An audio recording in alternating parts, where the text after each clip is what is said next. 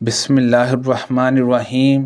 رسول اللہ صلی اللہ علیہ وسلم کے صحابہ رضی اللہ عنہما اپنے کام اپنے ہی ہاتھوں سے کیا کرتے تھے اور زیادہ محنت و مشقت کی وجہ سے ان کے جسم سے پسینے کی بو آ جاتی تھی۔ اس لیے ان سے کہا گیا کہ اگر تم غسل کر لیا کرو تو بہتر ہوگا۔ اس کی روایت حمام نے اپنے والد سے اور انہوں نے اپنے باپ سے اور انہوں نے عائشہ رضی اللہ عنہا سے کی ہے۔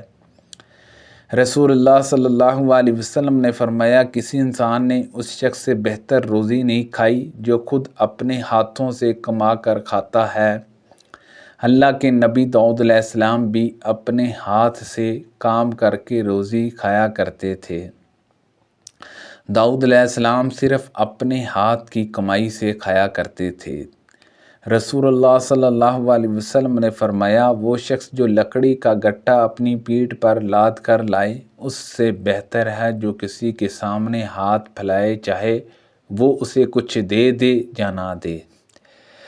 نبی کریم صلی اللہ علیہ وسلم نے فرمایا، اگر کوئی اپنی رسیوں کو سنبھالے اور ان میں لکڑی باندھ کر لائے تو وہ اس سے بہتر ہے جو لوگوں سے مانگتا پھرتا ہے۔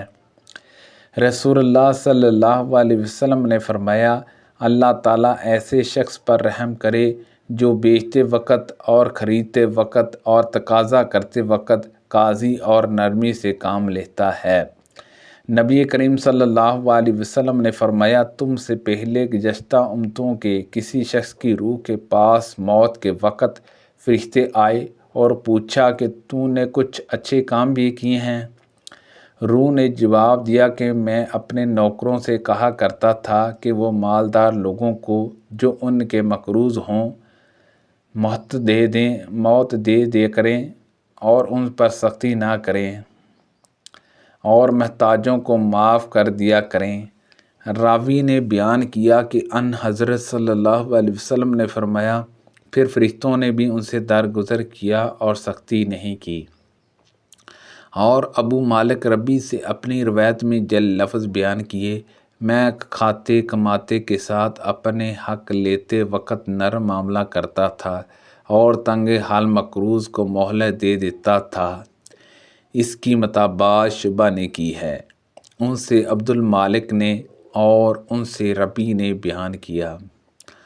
ابو عوان نے کہا کہ ان سے عبد المالک نے ربی سے بیان کیا کہ اس روح نے یہ لفظ کہے تھے، میں کھاتے کماتے کو مہلت دے دیتا تھا اور تنگ حال والے مقروض سے درگزر کرتا تھا۔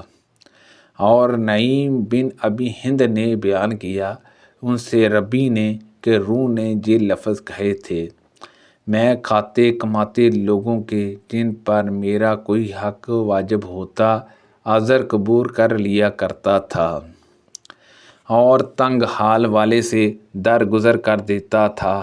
نبی کریم صلی اللہ علیہ وسلم نے فرمایا، ایک تاجر لوگوں کو قرض دیا کرتا تھا، جب کسی تنگ دستی کو دیکھتا تو اپنے نوکروں سے کہہ دیتا کہ اس سے درگزر کر جاؤ، شاید کہ اللہ تعالیٰ بھی ہم سے آخرت میں درگزر فرمائے۔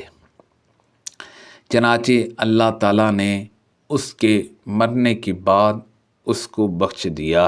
سبحان اللہ عز و جل۔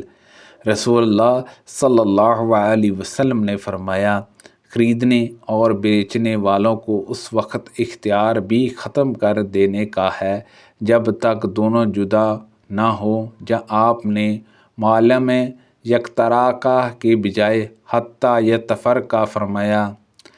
ان حضرت صلی اللہ علیہ وسلم نے مزید ارشاد فرمایا، بس اگر دونوں نے سچائی سے کام لیا اور ہر بات صاف صاف کھول دی تو ان کی خرید و فروخت میں برکت ہوتی ہے، لیکن اگر کوئی بات چھپا کر رکھی یا جھوٹ کہی تو ان کی برکت ختم کر دی جاتی ہے۔ ہمیں نبی کریم صلی اللہ علیہ وسلم کی طرف سے مختلف قسم کی کھجوریں ایک ساتھ ملا کرتی تھیں اور ہم 2 سا کھجور 1 سا کے بدلے میں بیچ دیا کرتے تھے۔ اس پر نبی کریم صلی اللہ علیہ وسلم نے فرمایا، کہ 2 سا 1 سا کے بدلے میں نہ بیچی جائیں اور نہ 2 درہم 1 درہم کے بدلے بیچے جائیں۔ سبحان اللہ عز و جل۔ اللہ پاک سے دعا ہے کہ اللہ پاک ان حدیثوں پر عمل کرنے کی توفیق عطا فرمائے۔ اللہ پاک ہم سب کو صحت و تندرستی عطا فرمائے۔ آمین بجاہ النبی الامین صلی اللہ علیہ وسلم۔